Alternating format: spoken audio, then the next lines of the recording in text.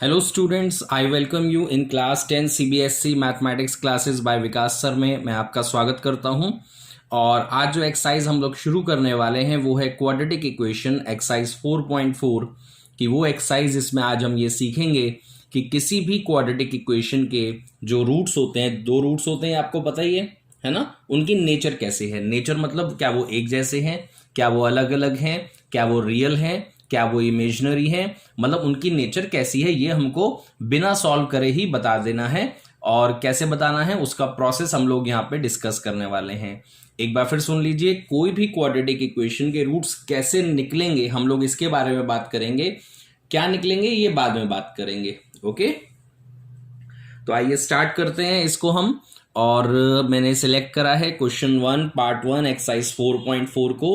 Question है find nature of roots and find them if they exist. हमें roots की nature बतानी है और अगर वो रियल है, मतलब अगर वो एग्जिस्ट करते हैं, तो फिर हमें उसकी वैल्यू भी बतानी है कि वो रूट्स क्या क्या हैं।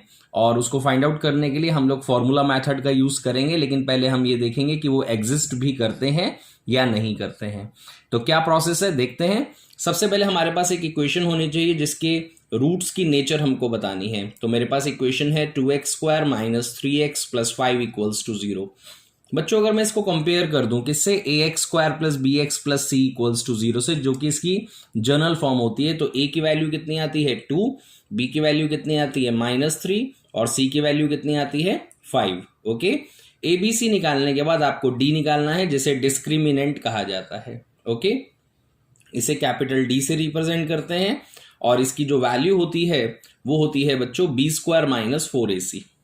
ओके, तो आइए वैल्यू डाल दें। तो -3 का square 9, -4 as it is, a की वैल्यू 2 और c की value 5।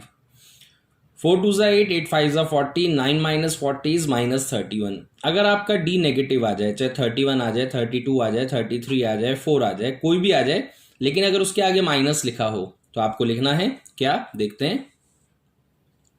Since d is negative so roots are not real. और यहीं पर ये क्वेश्चन फिनिश हो जाएगा। इसका मतलब ये है कि जो डिस्क्रिमिनेंट है वो नेगेटिव है और इसी वजह से इसके रूट्स रियल नहीं होंगे, मतलब एग्जिस्ट नहीं करेंगे। और जब नहीं रियल होंगे, जब कोई चीज एग्जिस्ट ही नहीं कर रही है, तो हम उसे फाइंड आउट भी नहीं कर पाएंगे।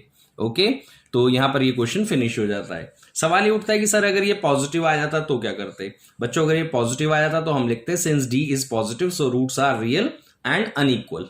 ओके, उसके बाद हम फिर वही फॉर्मूला लगाते हैं, x equals to -b plus minus root b² minus 4ac upon 2 है, और उससे हम उसके दोनों रूट्स निकाल लेते। लेकिन यहाँ ये कैसा आया है, नेगेटिव, और यहाँ हमें रूट्स नहीं निकालने हैं क्योंकि यहाँ पर एग्जिस्ट ही नहीं करते हैं। ओके, चलिए आगे बढ़ते हैं। क्वेश्चन 1 के सभी पार्ट्स आप कर लीजिएगा। Now I start the next question which is question 2 part 1। Okay, question 2 part 1 क्या कहता है बच्चों, इसमें हमको k की वैल्यू बतानी है और ये गिवन है कि जो रूट्स है वो इक्वल है। ओके, तो एक इक्वेशन दे रखी है 2x² plus kx plus 3 equals to 0। ये भी एक क्वाड्रेटिक इक्वेशन है, इसको भी जनरल इक्वेशन से कंपेयर कर दीजिए ax² वाली से। तो a कितना आएगा 2, b कितना आएगा k, c कितना आएगा 3। a b c आने के बाद क्योंकि बच्चों रूट्स इक्वल दे रखे हैं तो आपको लिखना है कि d की वैल्यू 0 होगी। तो ये दूसरा केस मैं आपको बताने जा रहा हूं। कहने का मतलब तीसरा, नेगेटिव पे एग्जिस्ट नहीं करते हैं, पॉजिटिव पे एग्जिस्ट करते हैं और इनइक्वल होते हैं। और अगर d 0 होता है तो रूट्स इक्वल होते हैं। इस क्वेश्चन में गिवन है कि रूट्स इक्वल है। अगर ये गिवन है रूट्स इक्वल है तो आप d को 0 ले सकते हैं। ओके, तो आपको लिखना है since roots are equal so d equals to 0।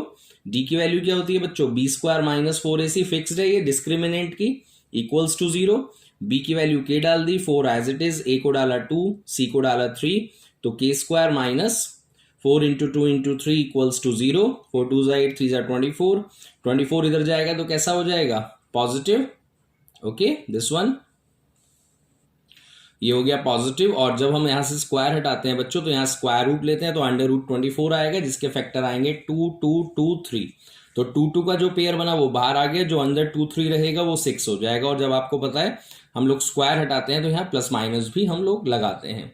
तो ये k की वैल्यू आ गई जिसमें हमें गिवन था कि रूट्स इक्वल हैं, तो हमने d को 0 लिया और k हमें फाइंड आउट करने के लिए कहा गया था। तो ये तीनों केस आपको याद रखने हैं। ओके, आपकी हेल्प के लिए मैंने ये पूरा एक टेबल बना दी है, इसको आप याद कर लीजिएगा। बच्चों जब भी आप डिस्क्रिमिनेंट निकालेंगे, जब भी आप डिस्क्रिमिनेंट डी निकालेंगे जिसकी वैल्यू होती है, क्या होती है बच्चों, बी स्क्वायर माइनस 4ac। तो आपको पता है मैथमेटिक्स में 3 ही आंसर पॉसिबल है। क्या क्या, या तो डी कैसा आएगा, पॉजिटिव या नेगेटिव या जीरो, आप सोच के देख लीजिए। इसके अलावा कोई नंबर एग्जिस्ट ही नहीं करता है भाई। अगर आपने इसकी वैल्यू ABC यहाँ डाला तो आंसर कैसा आ सकता है, जीरो आ सकता है, नेगेटिव या पॉजिटिव, और तो कोई चांस ही नहीं है। तो आप याद कर लीजिए कि अगर आपका डी पॉजिटिव आए, मतलब जीरो से बड़ा आए, 4, 3, 11, 77 कुछ भी, तो आपको लिखना है roots are real and unequal. Roots real होंगे, एग्जिस्ट करेंगे, और बराबर नहीं होंगे। बराबर नहीं होंगे मतलब एक 3 एक 4 हो सकता है, एक 2 एक -7 हो सकता है, मतलब अलग अलग आएंगे। जैसे आपने देखा होगा क्वाड्रेटिक में कई बार अलग अलग आते हैं, पॉजिटिव नेगेटिव भी आते हैं। बच्चों अगर आपने डी को कैलकुलेट करा और वो नेगेटिव आ गया, -3, -11, -4/7 कुछ भी आ सकता है, तो आपको लिखना है रूट्स आर नॉट रियल। फिर आपको फाइंड आउट नहीं करने हैं, क्योंकि जब रियल ही नहीं है तो फाइंड आउट नहीं कर पाओगे। ऊपर वाले में फाइंड आउट करने के लिए कह सकता है। ओके, तो देख लीजिएगा, कहा गया है तो करिएगा, नहीं कहा गया तो मत करिएगा। अगर आपका डी जीरो आ जाए, ऐसा भी तो हो सकता है कि पॉजिटिव नेगेटिव ना के दोनों पार्ट बराबर हो जाए, 47, 47, 48, 48 और कट के आंसर जीरो आ जाए। अगर आपका डी जीरो आ जाता है तो आपको लिखना है roots are real and equal, मतलब आपके रूट्स इक्वल होंगे। जैसे आपने देखा होगा, आप किसी क्वाड्रेटिक इक्वेशन को सॉल्व करते हो, लास्ट में दोनों एक्स बराबर आ जाते हैं, अल्फा और बीटा जो थे। कई बार 3, 3, 4, 4, 2/7, 2/7, -2, -2, इस तरीके से। तो अगर वो कहे तो क्वाड्रेटिक फॉर्मूला से उसे सॉल्व कर देना, नहीं कहे तो वहीं पे ओवर कर देना। ओके, तो इसको समझ लीजिए, और एक्सरसाइज 4.4 आज आपको करनी है। कोई भी डाउट्स हो मेरे नंबर पे या ग्रुप में आप भेज सकते हैं, और यूट्यूब के चैनल को ज़रूर आप फॉलो करें और उसे सब्सक्राइब करें। Okay, thank you, bye.